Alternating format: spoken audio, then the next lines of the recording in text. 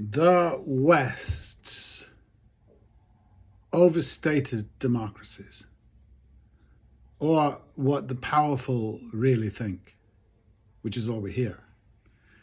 Is there a Western state right now that sees the popular expression of support for the Palestinians as the voice of their people, or the noise of a disrespectful, foolish, and uneducated rabble? As far as I can tell, it is the latter. Is it only democracy when the people agree with the state? If so, you will find a shock in the various and myriad definitions of democracy dating back to Aristotle and before, and would do well to look at them. If the Supreme Court decides against the will of the people on abortion, I'd peruse those same definitions. When the Democratic Party and their Goliath named Hillary says that their otherwise creme de la creme Ivy Leaguers have no understanding of the issues involved, have a little dip into Aristotle. Not Madison or Jefferson. Not unless you can really read the language. The American Constitution is not a playbook for a democracy. It was never intended as such. It is a manual of how the elites should share the relevant powers of a military state and how to keep the people quiet and smug. It is within an inch of the Magna Carta that modified the powers of a monarch. Then there were three. In the old days in England, monarch, aristocrat, people. Often the monarch and the people were quite close. See Richard II, trying desperately to limit the powers of the aristocracy. Shakespeare might tell you Brutus and Cassius were freedom fighters, but he lied because his queen was keen on keeping her landed gentry sweet. Today there are two contenders.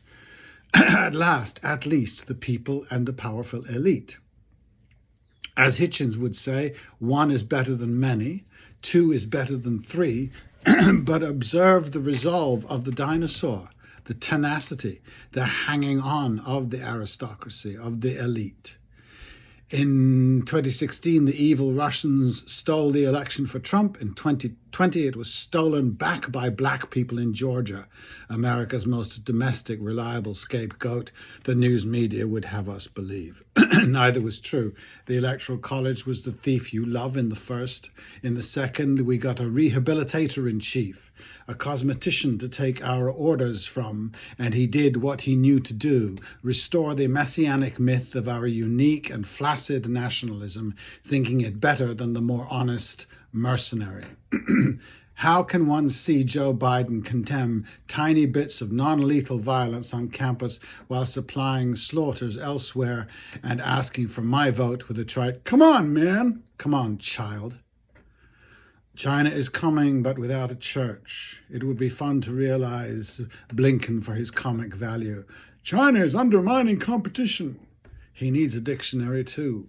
The American achievement, marrying Jesus to the theft of capitalism, is impressive, a revolution only possible in the minds made mush by monotheism.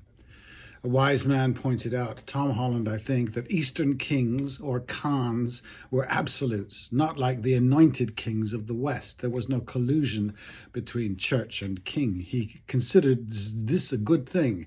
I think, no. The Asian church and state were really separate until Japan went giddy, but their emperor was always ceremonial, head of the Shinto cult. Each seemed to know its domain. I leave it to you to judge which system is more likely to lead to democracy. In other words, one monarch was and is irrefutable.